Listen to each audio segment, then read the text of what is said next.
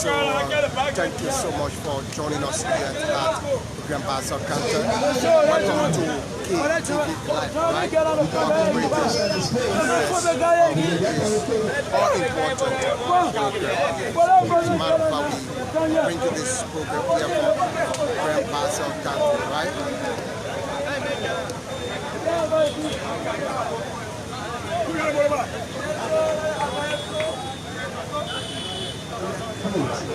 Amanda,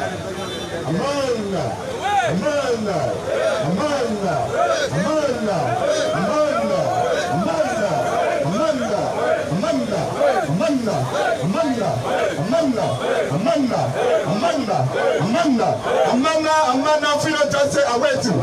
Amanda, feel just away to. Zayo, la bembe wampi Zayo. Zayo, la bembe wampi Zayo.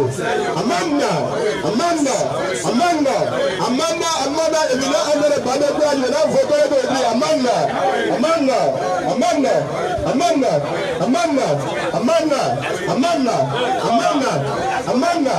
Zayo. Under the bottom line, you're not getting up again, Zayo. You're not under the bottom line, you're not getting up again, Zayo. Amanda.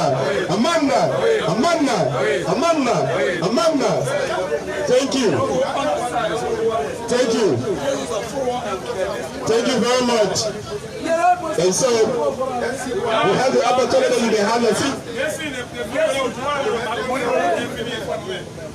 You can please have your seat.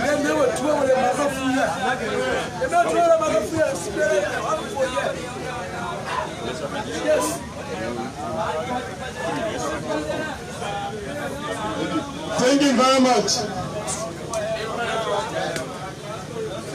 Thank you very much. And so,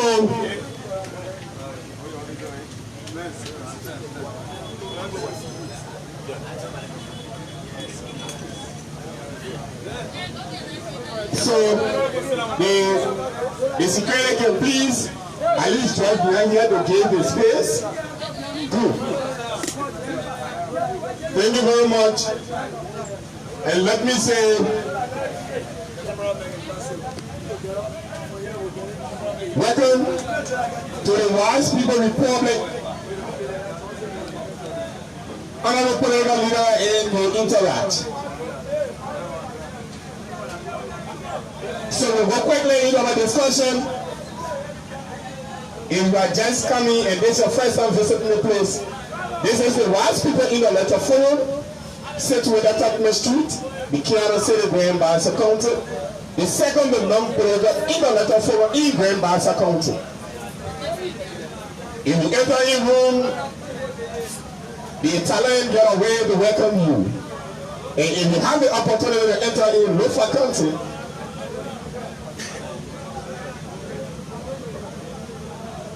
if you have the opportunity to enter Lofa County, the Lufian get their own way of welcoming you. If you enter Maryland County, the people get their own way of welcoming you. And so, at the Wise People Republic, we have our own way that we welcome astute son of Liberia, sons and daughters of Liberia. Having said that, I will recognize James Batu to quickly perform our tradition and before going to our discussion. James Batu, you are recognized.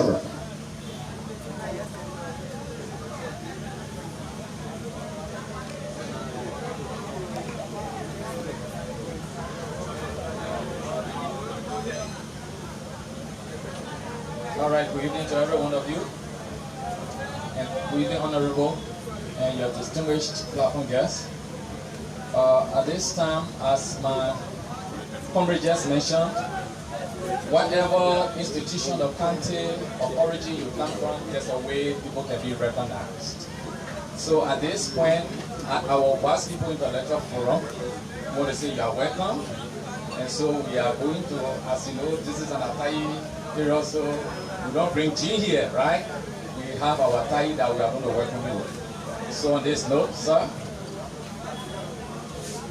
you are heartily welcome. Right, so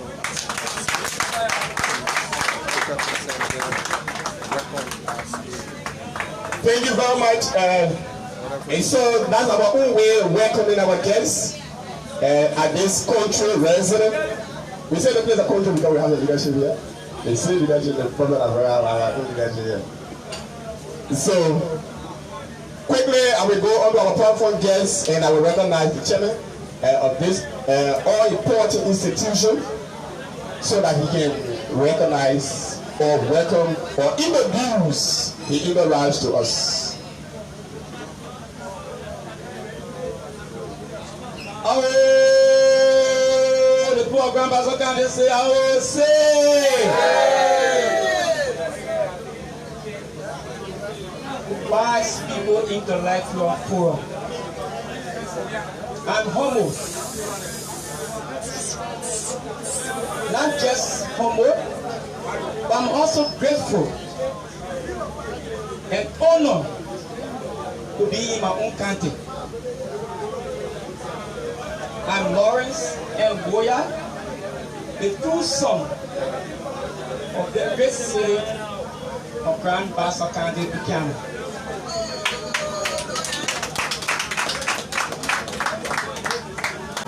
I am the anti-national chairman and his son from this county. Is that not wonderful to have a son from Grand Bassa County as national chairman of this political party? Bassa people, are you not happy for that? It shows that we went out from our county and we are doing pretty well. But to have your son coming back, standing before you as chairman of the political party is the law for this noble county, Grand Bassa County. Ladies and gentlemen, fellow citizens, boys, girls, women and men of the great wise people intellectual forum, I bring you greeting from the Vision for Liberian Transformation Party for short vote, the party that believes in transforming this country through agriculture. I humbled to introduce to you a proud son, a son that has stood the test of time, a son that has studied the problem that affects we as Liberians. A son from one of our great county, respectively Lima County. Sometimes when I enter Lima and I tell the people I'm from Grand Bassa County, they like, wow. Man from Lima told the chairman from Grand Bassa County. But he made no mistake because the county produced great sons. Fellow citizens, chairman and the board of the people, the Wise People Intellectual Forum, that the Whapoe is not just a son of Lima County, but a true Liberian. And that the Whapoe entered this country 2012. And he decided to share the vision with the Liberian people. But there is a tendency for which we Liberians always speak and we hold that constant in our mind. We always ask this question: what have you done if you want to lead us? And everywhere we went during the 2017 campaign, that question was asked. You have come to transform this country through agriculture stated by you, but where are some of the farms that you made? And it was a challenge. A man who dreams does not sleep. A man who dreams is always awake. And he said to the Liberian people, it is true what you have said, but it's my dream. After the 2017 election,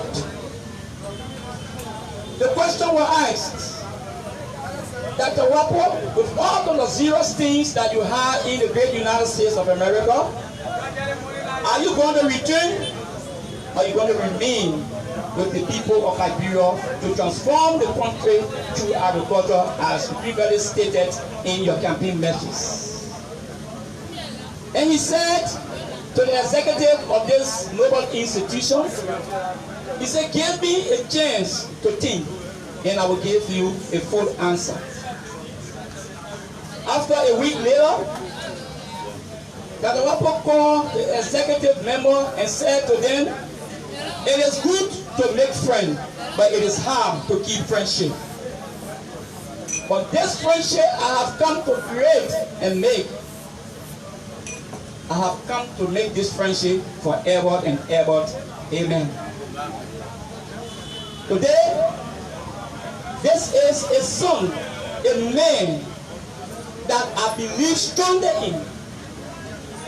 After those many statements transforming this country from 2012 to this present time, Dr. Whapoe have now stepped at the Rawa International Airport to control any plane crash. He decided that my vision to transform the food or to transform this country for the food for which we Liberians eat, I will stay here and begin to produce the food. The records are there. Dr. Whapoe made a first farm in Bassa County, respectively number 3 district.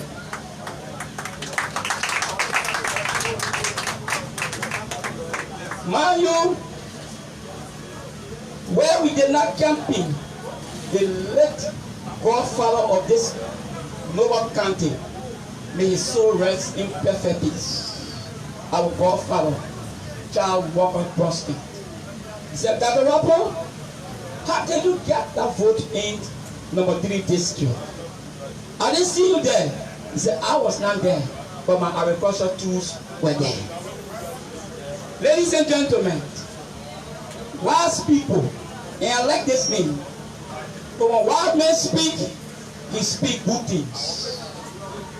Fellow citizens, I don't want to call the numbers of degrees that this young man possesses, but I will leave that with him to speak to this intellectual forum. Dr. Whapoe, Your Excellency, this is the county of hospitality. The proud people of Bassa County, men and women, girls and boys, ladies and gentlemen, I have the distinct honor to welcome to this platform so that he can deliver unto you his message in person of Dr. Jeremiah Science Whapoe. Thank you very much.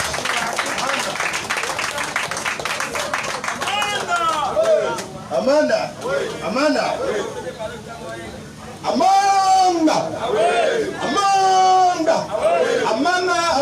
Philotoste, away. Say you, young people ready to move forward. Say you, young people not thinking about the past. Say you, young people prepare to transform their country. Say you, Amanda. Thank you very much, Lord. Thank you. Those of you that have seats, you can be seated.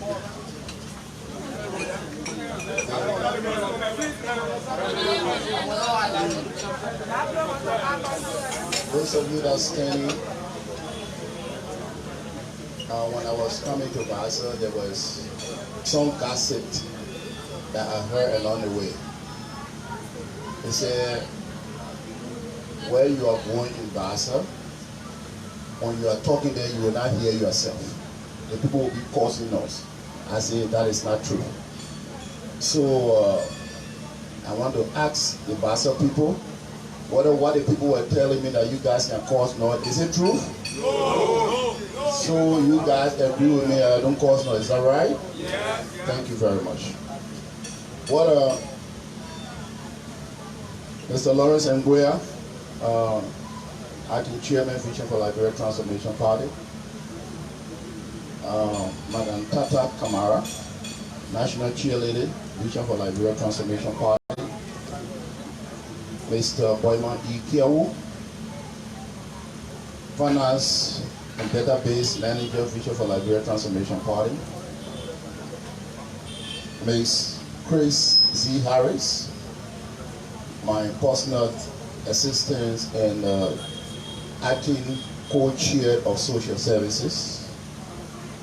Ms. Lusu Strompala, acting Secretary General for the Women League, Vision for Liberia Transformation Party. Ms. Tracy Bono, co-chair, acting co-chair for Operation Vision for Liberia Transformation Party. And not forgetting Mr. Prince Porter, acting National Youth Chair, Vision for Liberia Transformation Party. And the rest of the delegates here present, organizer of this distinguished discourse. Mr. Ralph Lomo is here. Mr. Ralph Lomo is here present. Members of the Fourth Estate, ladies and gentlemen. It is an honor to be with you here today, so you can be able to cross-examine me whether I am capable to become your president. And I'm looking forward to a peaceful, respectful interaction. You might be here and come from different political backgrounds. All I would appreciate you for you to do for me, that respect one another, discuss with respect. And I can guarantee you, before we end our discussion today, you will have a change of mind and join my political party. I can guarantee you. But before we go ahead, while you people come in with your question, let me ask myself, and I believe everybody wants to know the answer to my question. The biggest question is, Jeremiah Whapoe, why do you want to become president of Liberia?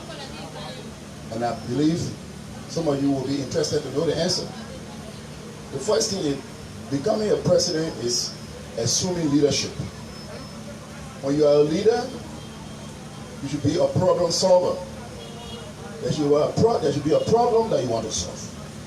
Because if you are not able to identify a peculiar problem that you can solve, what you will do is that they will give you that position and you will walk in the problem with the people, and when you leave, the problem will still remains. What it means to me is that you are not a leader, you just walk in the same problem with the people. A leader is a problem solver. So now, what is the problem of Liberia that Jeremiah wants to address so I can be able to alleviate my people from that problem? What is the problem that Liberian people are actually going through, that they are feeling, that when they are relieved from that problem, they will know that yes, there is a leader in Liberia. If I should ask every one of you this question, what is our problem? Yes, some of you will give me a barrage of answers. I have this problem, we have this problem. But we Liberian people have one common enemy, which is our problem, which is affecting all of us today. And that problem, based on our scientific investigation in Liberia, the problem that we Liberian people are facing is poverty. Poverty is one of our major, if not the major, it's one of our major problems in Liberia. Why? When you are poor, the dreaded effect is tremendous. When you are poor, you don't make good decisions. When you are poor, you can compromise your value. Because of poverty in Liberia, and our poverty is not just poverty, our poverty has dreaded us to understand that we kill each other in Liberia. It was because of poverty that we killed William Aratoa, the 18th president of Liberia. We killed Towa because Liberia was not able to feed itself. In 1979, some of you who have the history of Res Riots in Liberia happened in 1979, April 14, is that right? April 14, 1979. we had rest riot in Liberia because rest was finished on the market. So when rest was finished on the market, Liberian people got outside and they demonstrated why rest is not on the market. Togo who want rest is not feeding us. And Togo happened to be individual who wants to bring solution to the problem, but yet neglected to bring lasting solution, because there's solution to the problem and there's a lasting solution to the problem. Togo neglected to bring lasting solution to the problem, but what he did was to talk to his neighbors, friends around the world, and say, look, I want rice. So Togo ordered 3 ships of rice. When the 3 ships of rice docked to the port of Monrovia and Buchanan respectively, what happened was that the price of rice dropped and the demonstration ceased. But subsequently, when the rice was finished on the market, by the time we reached to a year, in the succeeding year, Liberian people say, well, we can't make it with Togo anymore. We have to kill Togo because Togo is not leading us the right way. And when we executed Togo, what we neglected to know is that I would like to be moving around.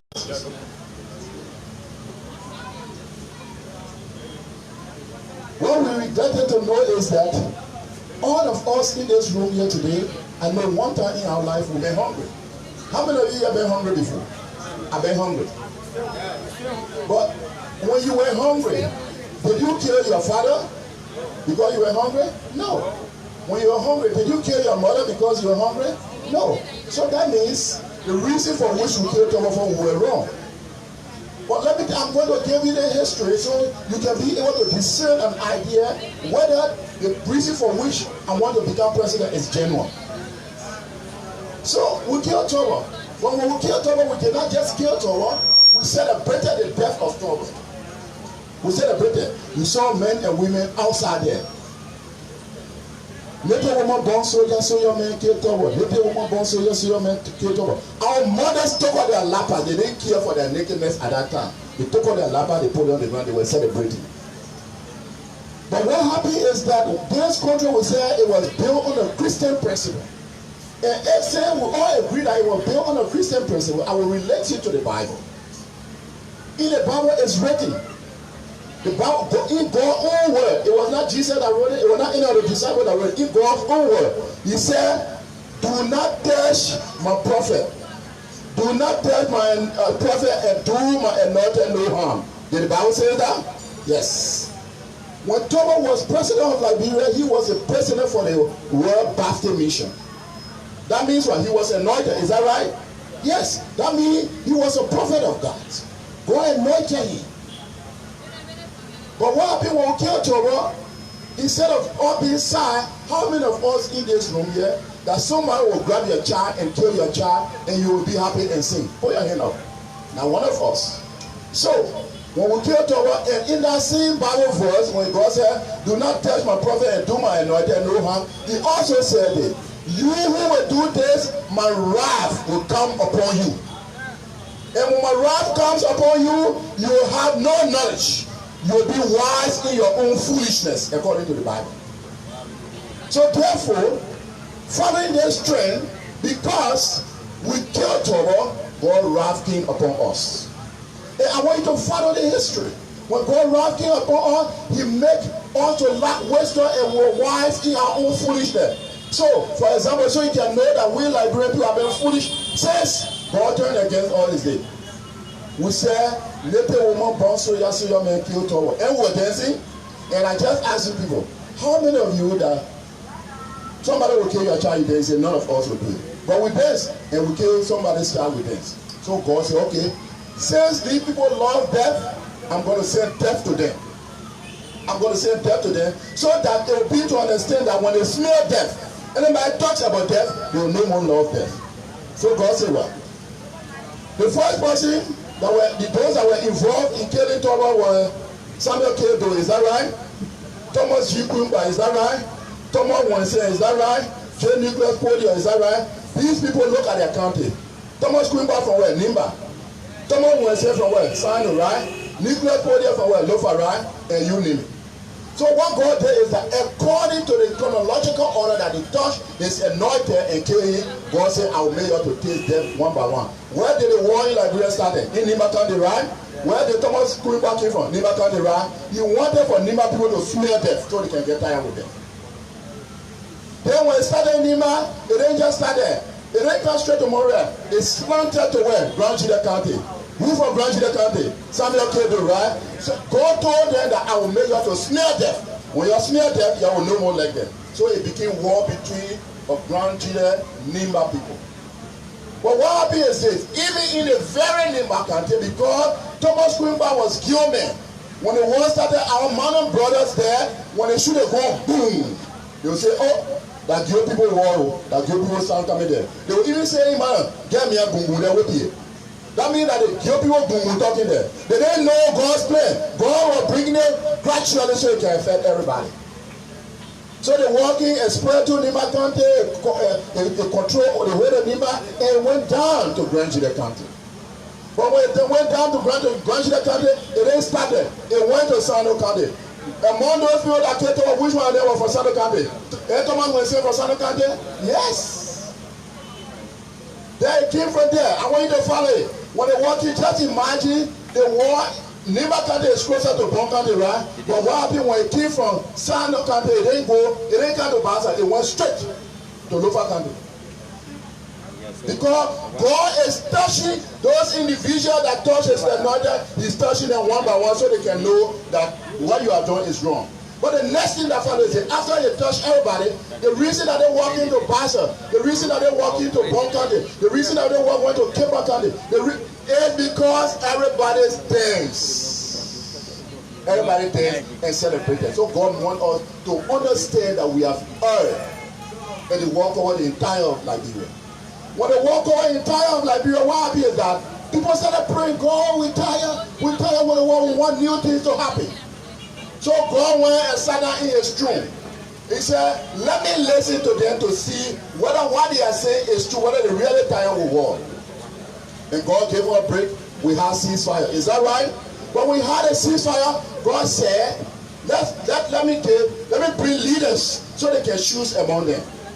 God brought leaders, people who were potential to come and become your president. God brought them forth. But because we were still under the wrath of the Almighty God, we were lack of wisdom, we started singing again. You came Mama, you came Papa, I will vote for you.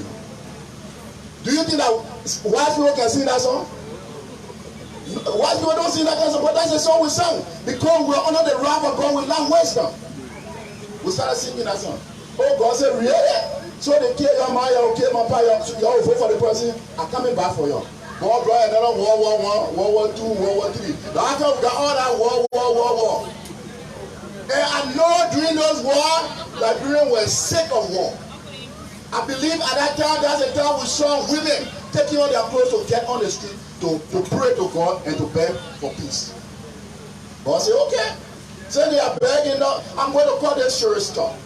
God said, say they are begging now, let me have mercy on them to see whether they really tired. Instead of making wise decision and after they grafted her and talking to jail, they said, well, we're going to bring a new leadership. Then we went, we put my Ellie. You say, you're tired with me, we're tired with me. We want Mama. We put Mama. When Mama got there, Mama said, I will pay debt on you people. Mama is very vindictive. But because Mama went to jail before, because of the Soya people, when she went to jail, allegedly, they raped her because you and myself were not there. She considered all the Soya people her husbands. And she neglected to pay attention to the soldiers in Liberia until you saw how Australia they were looking during early administration. She didn't pay attention to them. She was vindictive. Leaders, you're not supposed to be vindictive. Leaders supposed to be altruistic, meaning supposed to be selfless. But no, it didn't happen. Then another time when we say one man early, we gave my early 12 years of presidency. You and myself know whether there's positive impact on you people, you all know it. I know it's not on me. Then God said, well, Liberia people still want leadership. Let me give them multiple leadership so they can choose from. God, they passed election, we were about 20 on that ballot. I was on number 19. Right after George Weah, that was me. George was number 18, I was number 19. Madonna Winter was number 20. Is that right? Yes. When God gave us there, we got in the street again. We started singing. You noble, I will vote for you. Hey, Liberian people. You see, when God confused me, what happened? You noble, I noble, you noble, I will vote for you. But all of other here, if I open my mouth right now, I will give scholarship to all the young people in Grand Bassa County. You will told me for your Morovia. But yet, you are saying whether the person noble, you ain't here, you will vote for the person. And you are seeing the result today. You are seeing the result today. But how come he got it, he said you will pay road for your Ghana? You not read out of comfort before you went away in Ghana? You see how confused we are? We're confused. When you want to be leader, it might sound funny, ladies and gentlemen, but when you want to be leader, you don't see with your eyeball. You see with your heart. When you see with your heart, you can see beyond ordinary person imagination. Amanda. Say you. Once people say you. Say you. Once people say you. Speak. Orator, speak. When you are a leader, please, even if you are blind, because leaders can be blind, God open our hearts so we can see with our eyes. When you're a leader, you don't see with your eyes, because when you see with your eyes, the seeing with your eyes has limitations. But when you see with your mind, you can see far off. That is why you can see blind man close his eye, because of his mind, he can walk without damaging anybody's property. When you see with your heart, you can even be in Morovia, in Pitana here, you will see in the great United States. That's how you imagine that when I graduate from school with your mind, you see that you will go to America for better studies. Is that right? Yes, that's how your mind sees. But when you see with your eyes, what in your surroundings, that's what you see. But in the past history, our leaders have neglected to see with their mind, but they see with their eyes. This is why George Weah said food is in Liberia, because when you look in your country, you open a lot of food over there. But it doesn't see in your kitchen when you don't have food. I'm saying this to say that the reason for which we fought war in this country, the reason for which we take our president in this country is poverty. Because if we were fall back around and we were making farm to produce the food we eat, we're not going to cater to our in the first place. Because we cater to our, we create more enemies on ourselves. Tower was a descendant of the Congo people. Eli was a descendant of the Congo people. So therefore, Eli King was vindicated on you and myself. We refer to ourselves as country people. And that's the result we saw. Today, if all we want for Liberia to go forward, there are some of us that in the way we say we want to create entrepreneurship, meaning that we're going to make everybody in Liberia business people. Is that realistic? It is not realistic. When you make everybody business people, who will buy from their friend? But that is an illusion that some of the politicians have. That we're going to make people business people, we're going to get money of them, people job up. You know, when somebody telling you something, look at it and find out whatever that person is saying, there's truth in it. Can it be done? If it is too good to be true, it is not true. Everybody have vision. Some people say they pay road for your Ghana. Some people say they make everybody business people. Some people got broom in their hand, they passing around with it. But what I can tell you is that the problem with having Liberia is not because we're not sweeping our houses. That's not the problem. The problem with having Liberia is not because we don't have road from here to Ghana. That is not the problem. The problem with having Liberia is not because we don't have $1 million in our account. No. The problem in Liberia is that we cannot afford to put food on our table. Therefore, when you cannot put food on your table, I will take a clear example of poverty. When you are a man in your house, and you cannot feed your children, and the flour that passes around cannot find rice grain in your home to sit down on, your knee will cheat from Papa. When they ask your children, your knee will cheat from Papa to that man. Because when I go to the house, I say, "What your parents?" You say, "I don't know what I'm here." Now what they can do? When your mama in the house, you cannot feed your children. What will happen when somebody runs to the house and say, "Where your mama?" You say, "I don't know what that woman is." Your knee will cheat from Mama to that woman. And the most important part is this. When you are very poor, I don't care how much your wife loves you. One of the loving people in Liberia, one of the loving women in Liberia are the Bassa women. The pastor women are so loving. But just imagine, because you cannot feed your wife, you cannot feed your children in the house, in the night, you tell your wife for the first time. She feels sorry for you, she gave you small. The second night, she went, she hustle on her own. She cooked. You don't bring anything home as a father. She felt sorry for you. She gave you food. In the night again, you dress her small. Then she said, let me feel sorry for him. Again small. Are you with me? The third night, after you went on, you now drink, you don't bring no plastic bag. So what she did that? Then Mayor want to tell me my children myself hungry in the house. Then when you come, you can't bring nothing today, you will see. So what she did, she went, she collected her 1 cup of rice, she cooked it quick. She was children ate it, they watched it, she was green. They had everything. So you came from out. Anything happen? Yes. You came from out. When you go home, when you go to the regular place, you can see your boss sitting there, nothing, the flowers are not there, because you're not in the whole place. Then you ask, nothing you have to do, then she'll say, you sent me in the kitchen before I was sitting on the table? All that thought, that poverty taught them. Then in the night, you all went on the bed. The woman veil her, you know what woman veils? By the time she can fold herself, just that little bone that chicken can swallow and stretch in the neck. So she fold herself. When you dress her small, she say, never again. When you start making a 10 to 10, I say, bucket. When you make a fine more, you say, son yoma. So most of the bucket man and son yoma that can come in the net, the result is hunger. The result is hunger. And this is practical. And the worst part is when you are a man, you cannot feed your home, I can guarantee you, your wife will get pregnant, she will born a child, but that child will not resemble you. And let me tell you why the child will not resemble you. The reason the child will not resemble you is that in a little village, there's one little boy there, he's so strong, he ran a bike up and down. Vroom, come back. She making a little money. Then she saw the old man here, beautiful woman like this. And the woman passing around, her children hungry, she can't get food to eat. She loves her husband. She doesn't want to leave her husband. Then the little boy say, oh man, how you tie your face and let the hunger that you say, oh man, the little boy take 50 and give it to the woman. Woman went back up and carry home. Then you spoil yourself, husband, you grab the food, eat it. Then you know when woman get you food, and you won't produce that food, when she look at you, you not see her before? When they look at you across her. Just look at you, even the address, you eat the one brother. Look at it. Then when you look at her, she take her face one side. Then the poor parent say, Oma, I got something for you. You give it. You think the poor will do anything to the Oma all the time? When you go closer to the Oma and say, Oma, I want you to be my Oma anytime, you think the Oma will say no? No. The Oma got pregnant.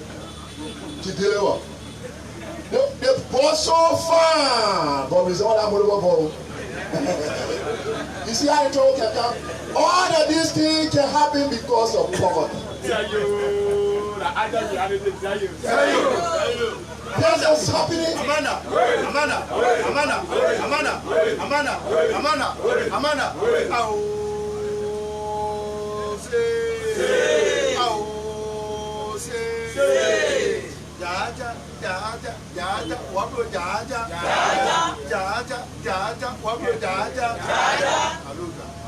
You see, this thing happening in our country?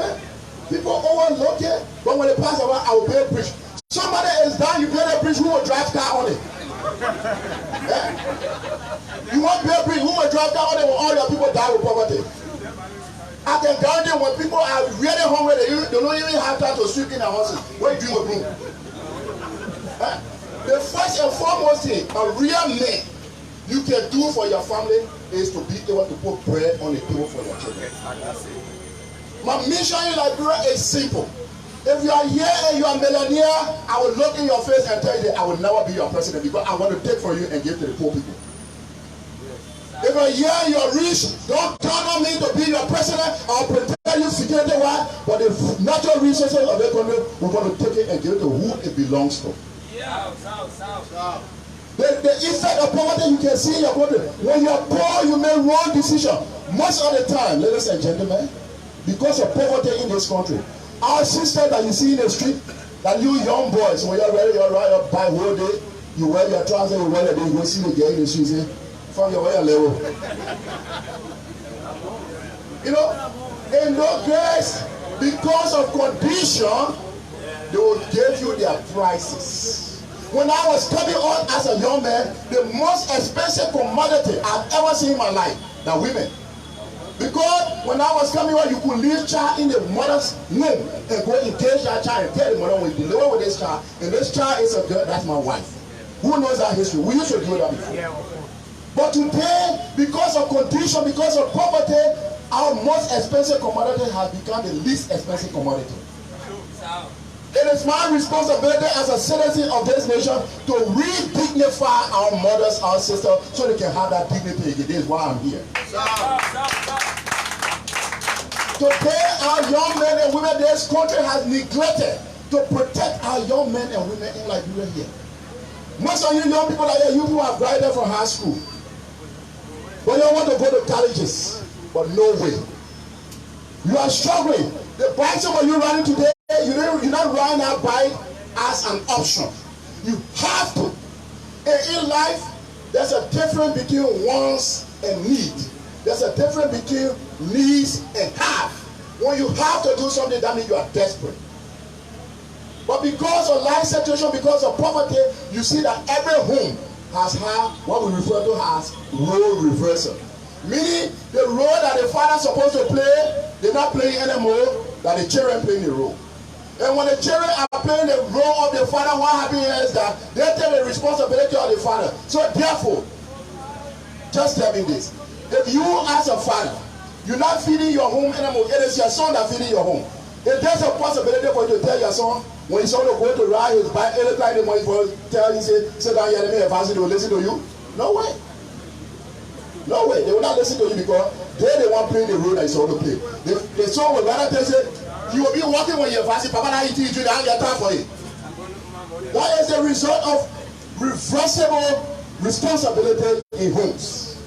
Because the parents are no more in charge. I have my responsibility of this nation to have a viable society so all of us can have a wholesome society and live in it with people who want to take this country and put it back into the parents' hand.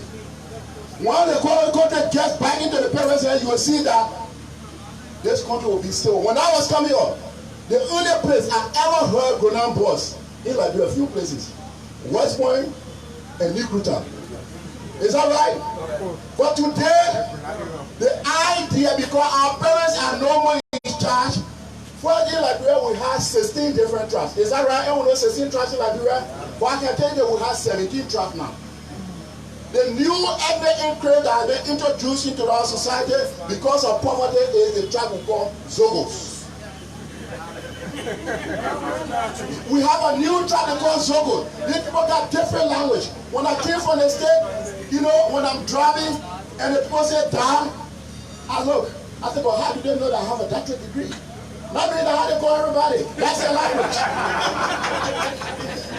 You know? And when I start teaching to a university, when I'm driving past and when I say fraud, I say, oh, they know that I'm a professor.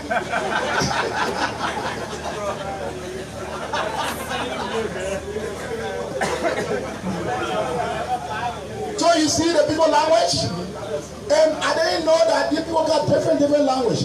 You know, some of them will come to me and say, and it's about 10 o'clock in the morning. And some will say, oh, bro, I'll start my day. I think, but day prayer was it? Day prayer was it? You start there when you started. And I didn't know they tell me say they're hungry, they are not eating. And you see the different languages? Am I lying? There is a reality. And this is a product of poverty. When I was coming up, it is the mother that can be out there to look for living for the children. That one makes me who I am today. When I was coming up, it is the father that's in a home to find food for the children. This is what makes me who I am today. But today, because the parents are no more in charge, the children there are the ones that are in charge. You'll see that the young daughter that is just turning 16 years old, I'm sorry to say that, but today, because the role reversing in our homes, we see those little 16-year-old children, and they see that little balls in their chest, they teach the woman, they're ready to go. They will come from all 2 o'clock in the morning and knock to the man to pop, pop, pop, pop. Then mama, because she's disabled financially, say, who is that? Then she say, me, mommy, that me. Can you imagine 16-year-old coming out for 2 o'clock at night and knocking to the parents' door? We can see another day. Do you think that's a normal society? No. No. All of these things are happening because of poverty. Our young sisters that in the street there, what they're doing for sex, it's not because they love sex, it is because of the neglect of our country, and circumstances has pushed them into that position, and they got to look for a way of that. It is my responsibility as a son of this nation to make sure that these young people go back in the classroom to learn. This is why today in my party we have a program they call No Child Left Behind. We have invested over $500,000 Liberian dollars into that project so that children whose parents cannot afford, so they can have alternative, will pay their school fees so they can go to school. That's what they call good citizenship. Because of poverty, people do a lot of things. Today in Liberia, a lot of us are graduated, our parents want to do businesses. We always talk about, oh, we want to do business. But you will go to the bank. The banking system in Liberia is not helping Liberia, it's ripping money from Liberian people. They are stealing money from you people. The reason how they steal the money is this. When you go borrow, for example, somebody wants to make up their winter market. They went to the bank and said, I want credit $200. Somebody give the credit $200 and said, give me your land deed. Are you with me? Give me your land deed. When you gave them the land deed, they gave you the money there. The very month that they gave you the money in, they say you must start paying that money.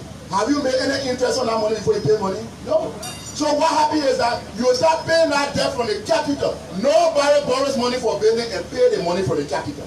What will happen is that if you pay the money from the capital, in a period of 2 or 3 months, you use the capital and you fall back into poverty. Then the people come and take your property from you. Are they really helping you to get out of poverty? No, they are not. Me, Jeremiah Whapoe, and my leadership as president of this nation, the first thing we want to do is this. And before I go there, one of the worst things we do in Liberia is that the interest rate on the money that we borrow in the bank in Liberia is very high. It's very high. It ranges from 14% to 25%. Even in your very community, the problem that you have, people can loan money. And when they get $100, they say the interest at $25. That is stealing. That is stealing. So what we're going to do is say, because we want to create middle class in Liberia to make sure that every Liberian that wants to make business to be able to train the social ladder and get and be emancipated from the trap of poverty, what we're going to do is we're going to make sure we reduce the interest rate from 25%, from 14% to 2%. If you want to improve the economy, when the interest rate comes to 2%, what will happen is that don't have means to pay the debt, they will go to the bank and they will borrow money. When they borrow money, they will spend the money. That one makes the economy to grow. We don't have that in Liberia. A lot of Liberians, some of you got good idea, but you're not willing to go to the bank because the interest rate is so high. And the next thing we're going to do is that when you borrow that money, say it's for business, you're not going to pay that loan, you will start paying after 90 days. Because according to business, before any money that is invested in business started earning dividend, they have to pay at least 90 days. So after 90 days, they start paying a little bit on the money. At least you are making small profit so that you can be able to pay. Would that be fair to you? Yes, this is what we want to do. And the next thing is that besides the borrowing amount that we're going to reduce the interest rate on it, we all in Liberia will say no job. We graduate from colleges, no job. Yes, but who tell you no job? There's jobs. There are jobs here. The reason most of us are not working is this. In our very universities and colleges, we do not have career counselors. You know, when you're a young man, you come here, you can, some people say that I want to be a pilot. Then you can dream when you're a child. Some people say, I want to be a pilot. Some people say, I want to be a mechanic. Then when you start growing, those dreams start changing by little, until when you are guided, you go and make wrong decisions. In Liberia, Liberians are not working because our very universities are not training our young people according to the discipline that the job market needs.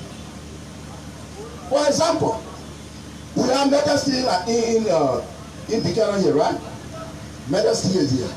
But instead of at the college you people have here, instead of training people that understand how to process iron ore, how to do all of these things, we do not have it in our colleges. What we have there is sociology, political science, mass communication, teacher education, and you name it. Public administration. All the administration is learning. Who will be here? How many sociologists think medicine will hire? Can medicine hire sociologists? You think medicine is willing to hire somebody that writes a political science? No. So therefore you will graduate because the knowledge that you are, the competence that in your community demands, you don't have it. So at the end result, what happens is that they will go to Ghana and bring people here to do your job. They go to Sierra Leone. For example, in Liberia today, most of the people that claim here on the airport, are they Liberians? Be my witness, are they Liberians? No, they are Ghanaian. Because what? We have neglected to infuse the requisite discipline to our young people so that when they graduate tomorrow, they will be absorbed into the job market. So what we're going to do is this, in our administration, what we're going to do is this, we're going to pass on every natural resource that is harvested from Liberia, 25% of that natural resources should be processed here. When you process 25% here, what will happen is that we'll be shipping a finished product into the world market. Then we'll be part of the global market. Therefore, when we ship it out, like Japanese people will sell it to, we'll hire Japanese yen, and that Japanese yen will use it in Japan and buy Japan product with their money and bring it home to our home and sell it, thereby multiplying our income. When we do that, you'll see there will be economic growth. And not only that way, but the beautiful thing is that every company that works in Liberia, they got a responsibility according to international law. They got a responsibility they call corporate social responsibility, CSR. Are you with me? They got CSR. The CSR in the international law, it requires them that everywhere any company works in your country, they are maintaining 90% of their employees should come from that immediate environment. What will happen is 90% of the services that is rendered here by medicine, the employees are from here. Don't you think when they pay you, you'll be able to invest your money in your community to develop the community? Yes, you'll be able to do that. But because we are not being trained with that technical know-how, they are going different places, bringing Ghanaians, Sierra Leone to do this job. And when that happens, the people will take the money from away, and you must all remain in poverty. So what we're going to do is that we'll require, in fact, today in Liberia, we got a CSR they call optional CSR. When something is optional, is whenever you want to do, you do it, right? No, but we're going to change the optional CSR from optional CSR to prescriptional CSR. When it's prescriptional, what we require is that every year, metal steel, whatever they make money, the profit they make from this boat in Liberia, they will bring it on the table because they can report it. So we saw that, for example, through all the year, metal steel pay Liberia $5 million US. Are you with me? To do their business here. They in that year, after their profits, their expenses, their expenditure, everything, we observe that metal steel make the profit of $200 million US out of the $5 million they pay to you. They made that money. So we say, oh, you guys making that money, that's great. We want to maintain you do it, but what we're going to do is that we're going to prescribe what you were doing in our community. So we give them prescription. We say this year, what you want you to do is this. Besides the renewal of your license and the money paid to government, you're going to open additional college to Bassa Community College. And that college will be responsible is this. You're going to train our young people, you're going to bring discipline, people who have the technical know-how, and you bring them to Bassa Community, they will train the people according to the job that you have for them. So in a period of 2 years, when those people graduate from your Bassa College, because they themselves train the people, you don't think they will be able to hire them? Yes, they will be able to hire them. In my administration, that's what we'll do to improve the economy so you can be hired and get a job. So until we can reach and be telling the people that come into our country, do what we want you to do, until we're waiting for them to tell what they want to do, our country will go nowhere. They need us more than we need them. That's how we improve the economy. Another one we improve the economy so we can get out of poverty is the right investment into agriculture. Today, if I ask any of you that here, how many of you got $3,000 US keeping your home when you get sick so you can use it for hospital? Nobody has that. If I even ask any of you that sitting down here today, how many of you bought new clothes to wear? When you heard that Whapoe was coming today, so Whapoe can see you new clothes, nobody takes. If I even ask you further, All of you that are here, how many of you will stand up today and say the way I sick? Because Jeremiah Whapoe coming today, I'll take my last money and go to the hospital. Let me be treated and get word to go to Jeremiah Whapoe. Nobody did. But when I ask you, how many of you in the place willing to start your day today? All our hand will go up, get the cream that fly all around here. Because what it tells me is that we spend more money on food more than any other thing. We spend more money on food. So our inability to produce that food in Liberia is what keeping us in poverty. I'm going to show you a common example.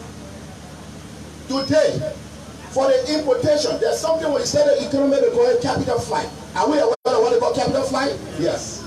Today in our economy, for the importation of rice in this country, we spend $480 million United States dollars. If it happen, take your calculation.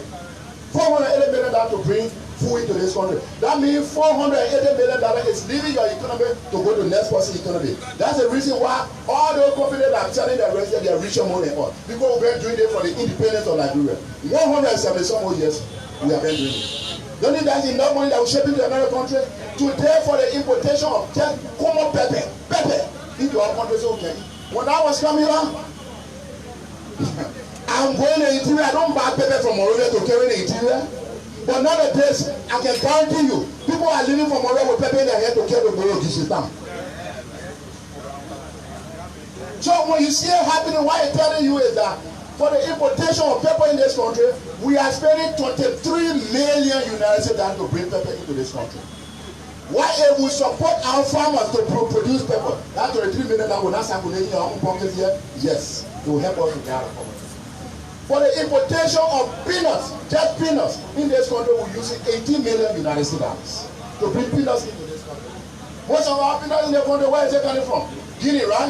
So therefore we're shipping money to Guinea farmers instead of helping our people so they can get out of poverty. Why do we do that to our people?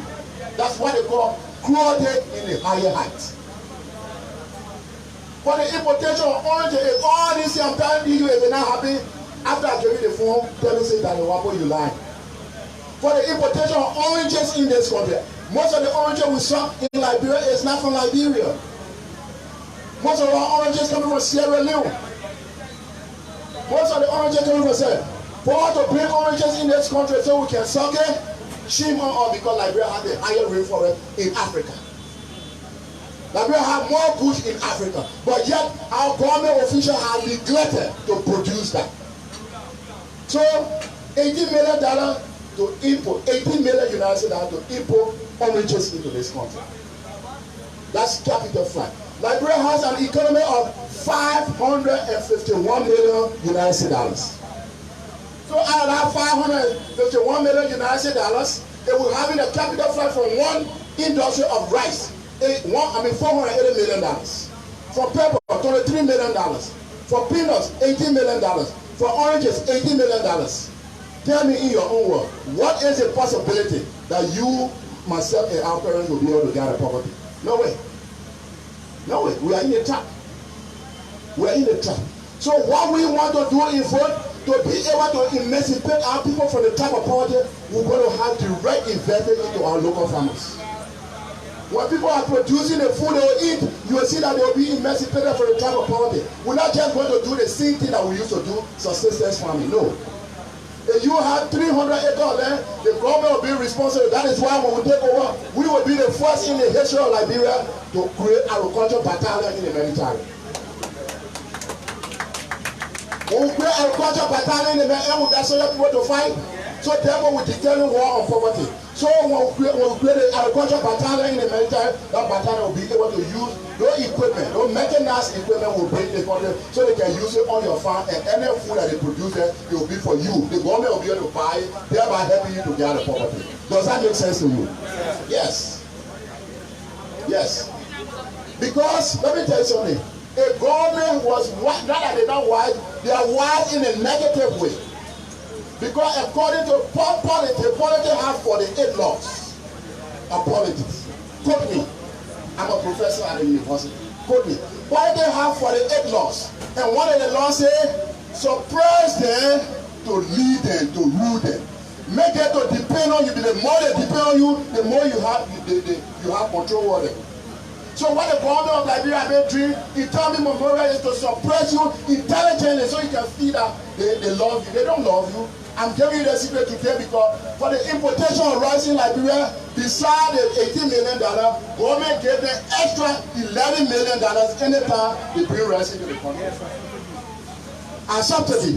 Does it make sense? So you suppose we take the $11 million and give it to our local farmer to produce food. Don't you think they'll be happy to produce more food so we can eat it? Yes. But no, they don't want to do that. Because in essence, in principle, they say they appropriate $11 million. But before the $11 million gets to the importer, $7 million go. How they get the money? That's the way they get the money. And when they do that, they say, oh, we're bringing rice into the country. Shame on them. Shame on them. And the next thing they do is this. They will continue to do it. When time coming for election, they'll add no rice in the country. They'll start crying for rent, cry for rent. When time for election, they'll go bring one share of rent, put it in the market. Your money that's supposed to come to you, they take it and bring back already. Then you people will be there. Me, the person that came in back already, I person I will vote for. You can eat one back already for 6 years. Can you, because a representative that says here, can you eat one back already for 9 years? Senator at 9 years. So why are you so exuberant to vote for somebody because they gave you back already? They are stealing from you. If I, as a president of Liberia, make sure within 2 years of my presidency, no rice will be imported into this country and we will produce our own food. And the other day, some people will say, oh, your politician ain't getting the people that get a t-shirt that they won't vote for you. And I won't get say, but let me tell you this. People who always want to divide t-shirt, not that I can't divide t-shirt, but I'll tell you the secret that some of them have. People who always divide t-shirt, they're using you as billboard. They put their picture on it, you pass it around it. They're using you as billboard. Because when they come to the city of Buchanan, to put their billboard on the city of Buchanan, will charge them to pay for that publicity. So the shortest way they can do is to buy $2 t-shirt, put that picture on there and put it on you. You will be happy, you will leave your own clothes to the, you will wear that t-shirt until the color will change. I'm not here to use Liberian people as billboard. I'm not here, ladies and gentlemen, I'm not here to get you fish. I'm here to teach you how to fish. Because when I teach you how to fish, there will be no more that your dryer will get dry without fish. I'm here to work with you. In my administration, we perform a lot of stuff. But some of the things that we plan to do is in my administration, the woman who is children, I find it difficult to eat in their own houses. I can carry to in my administration for the first year. That child will be able to eat at least 3 times a day. That's what I want to do.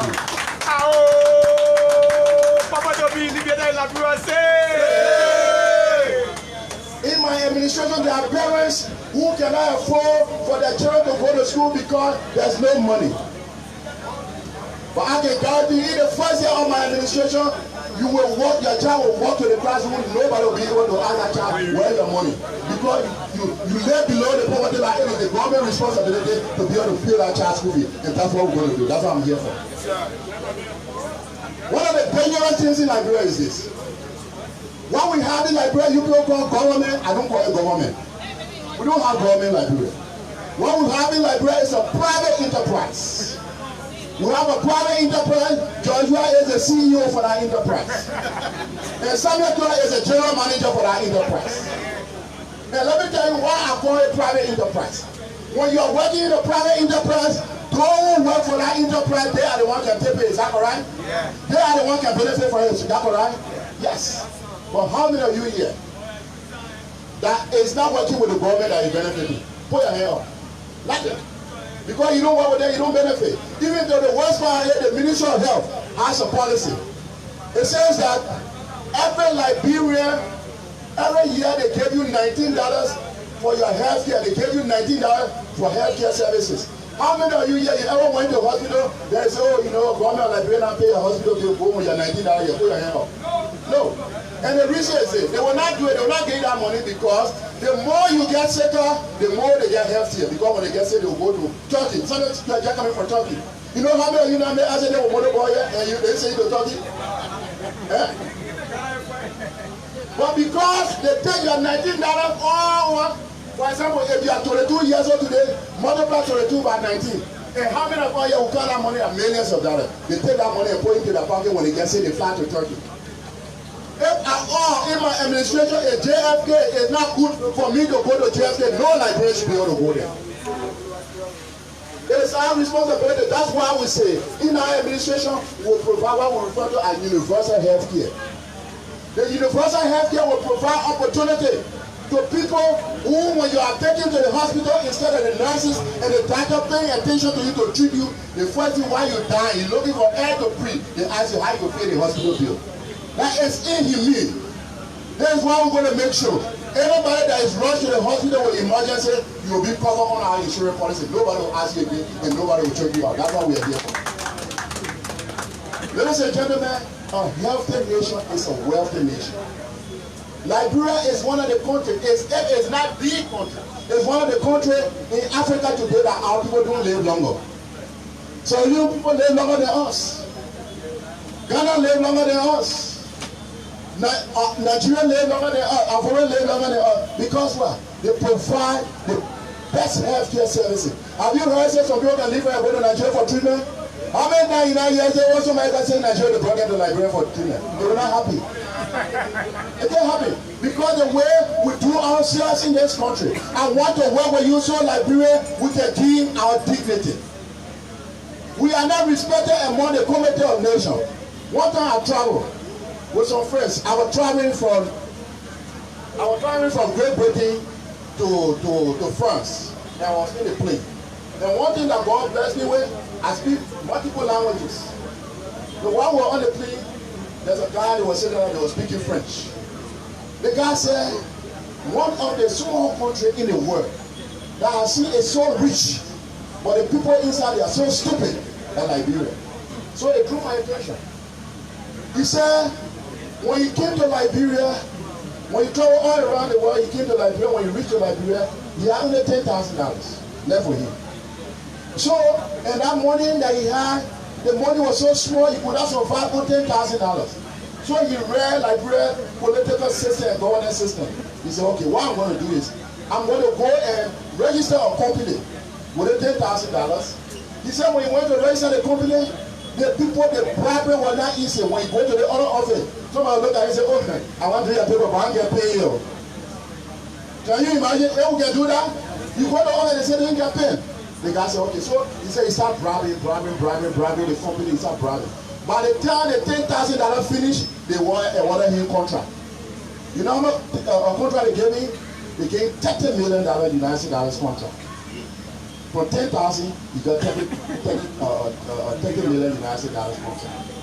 And he said because of the bribery in Liberia, out of that $30 million they gave me to work with Liberia, he only used $500,000. The rest of it he carried. He said, he was talking to him friend, he said, you will never leave from Liberia. He's coming back to Liberia. He said, you will never leave from here because we're stupid. So I turned to him in French, I asked him, in French. I said, so you mean you get to Liberia in French? Look at me. He said, oh, you speak French? I said, yeah. He said, where are you from? Are you American? I said, no, I'm not American, I'm African. He said, well, from where? I said, I'm from Liberia. He lied, he said, mais je te dis la vérité, hein, vous là, vous êtes mad en tête. I said, I can guarantee you, in the next few years, at the time we're coming for election, I told you that I'm a presidential candidate in Liberia. You got scared. I said, by the time I win that election, what you say here, you will never say in Liberia again. The reason is that our people, instead of patriotism, nationalism, to serve their country with passion, they don't do it. What they serve is individual. We have to divorce from egotism to patriotism. We have to divorce from egotism to passionate service. We have to divorce from egotism to altruism. Altruism meaning selflessness. And we can be able to serve our country in these different manners. Liberia will be second to no country. And we can make this country an oasis of hope. Thank you very much. Oh, the men spoke well said. We let a lot of them say. thank you very much. Thank you very much. You listen to him carefully. Please, just allow me to see you please, before you call distraction. Now, yeah. Now, there's the opportunity you have. It's a great honor to host one of the most astute sons of Liberia in our midst. There are many people who need an opportunity to interact with Mr. Whapoe, but they know where around. Now you have the opportunity. 1 minute 30 seconds will be allotted to you to ask your question, your inquiry, your contact information, your clarity. It will be given 1 minute 30 seconds. People will start watching. Because I give you the time and you begin with the plenty minutes, I get 40 or 1 time. Yeah. Good. So raise your hand, you'll be recognized. And let me recognize Patrick. Good evening, Dr. Whapoe. Good evening to all members of the WISE Intellectual Forum. I work with the Ministry of Education. I worked in Nimba for 3 years, and I visited and worked in Deeply, which is Rural District. I saw your handwork there. The hospital there, I saw it.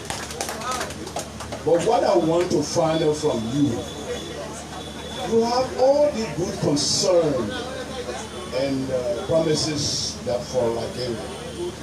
I'm thinking because Liberia, we have problems with leadership. And I believe that one person can make it. Are you forming a team? Because the only way I personally believe, because in Nimba, I worked there in all of the 12 educational districts. And I traveled more than 600 towns. I've also been assigned here from Nimba, I've been assigned here. I have worked in more than 400 towns in Grand Bassa, starting from Hamilton River to where you call Grand Cola to Little Cola.